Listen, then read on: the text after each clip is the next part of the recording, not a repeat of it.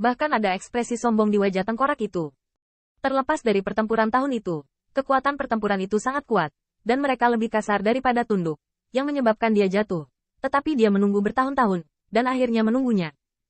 Jie, semut kriket, merupakan kehormatan besar bagimu membiarkan dewa melihatmu di langit dengan kulitmu. Namun, saat ini, bagi Qin Yichen, itu hanya disebut surga, tidak boleh disebut kekurangan duniawi. Dia tidak menyangka, dia berhati-hati dan bersiap untuk 10.000, dan dia dibantu oleh Dewa Abadi, penguasa Kaisar Xianfu. Pada akhirnya, masih diperhitungkan oleh keberadaan yang mengerikan ini. Deru di kedalaman jiwa seseorang semakin kuat, dan bahkan Qin Yichen tidak bisa membedakannya. Apakah keluhan seperti itu datang dari luar atau melarikan diri dari jiwanya? Namun, pada saat ini, darah Qin Yichen di dalam tubuhnya tiba-tiba mendidih. Di antara dantiannya, segel naga sejati, yang selalu memiliki sinar cahaya datar, meledak menjadi sinar cahaya yang menyilaukan. Cahayanya begitu menyilaukan, seperti matahari di dunia, sehingga terbit dari jurang ke langit.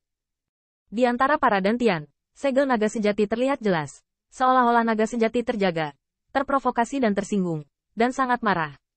Mengaum. Tanda seru. Tanda seru. Dengan langit yang bersinar, ada raungan naga yang bergema di langit dan bumi.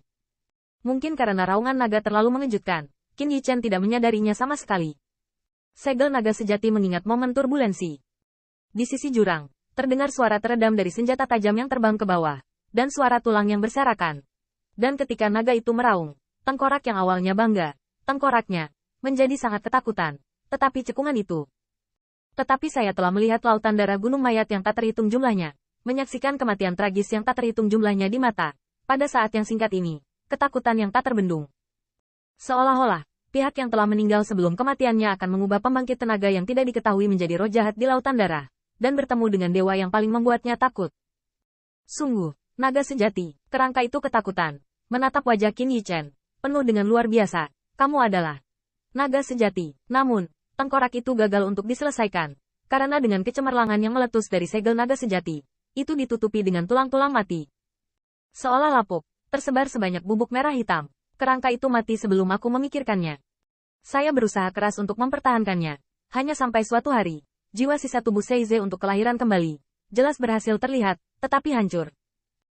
Kerangka itu bahkan lebih tak terduga. Dan orang yang berani mengenai gagasan harta karun tertingginya bukan hanya kultivasi Gandawu ilahi, tetapi juga keturunan naga sejati yang seharusnya sudah punah.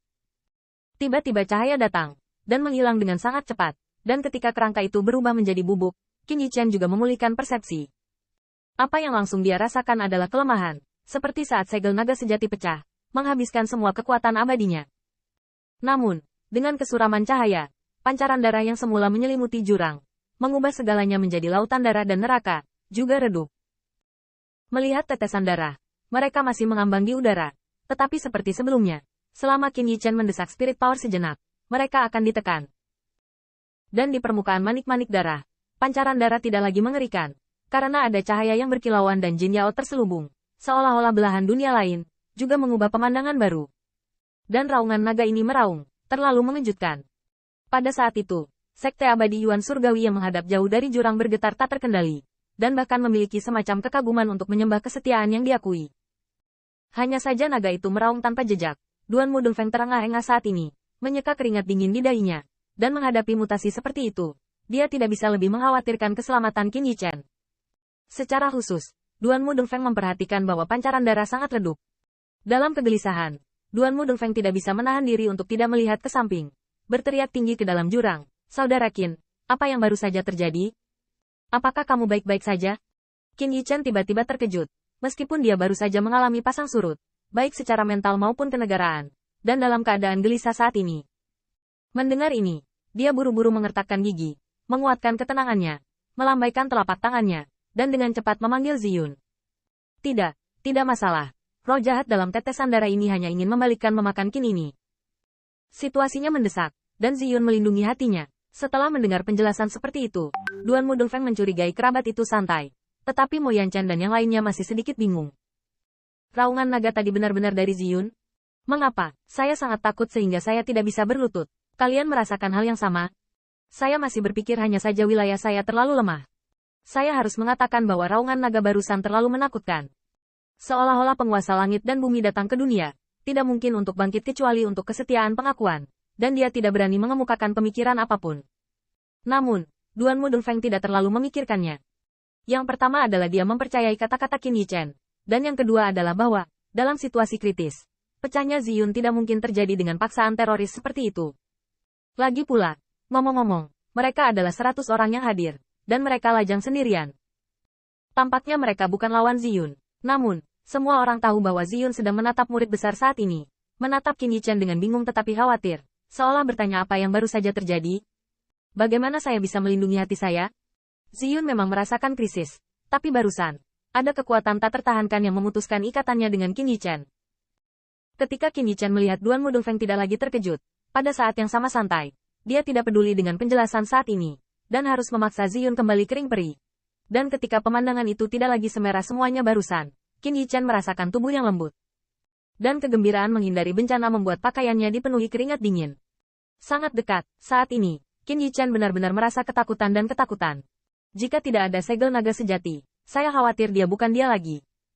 Dan yang paling menakutkan adalah Duan Mudongfeng ramai. Saya khawatir sulit menemukan petunjuknya.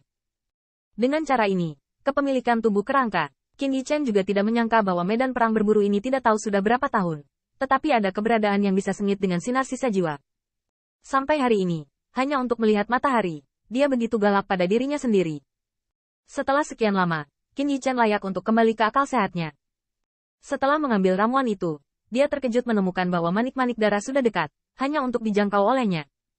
Selain ancaman kerangka, Qin Yichen juga menemukan bahwa karena raungan naga itulah alasan untuk menghalangi 10.000 hal masih belum diketahui. Roh jahat yang tak terhitung jumlahnya di dalam darah menggigil dengan dingin saat ini, dan mereka tidak berani melawan kejahatan. Mata Qin Yichen berbinar, bagaimanapun juga, setelah melewati banyak lapisan bahaya, pada saat ini, dia akhirnya bisa menyerahkan manik darah itu. Qin Yichen tidak bisa menahan detak jantungnya yang semakin cepat, atau hatinya telah disegarkan untuk waktu yang lama.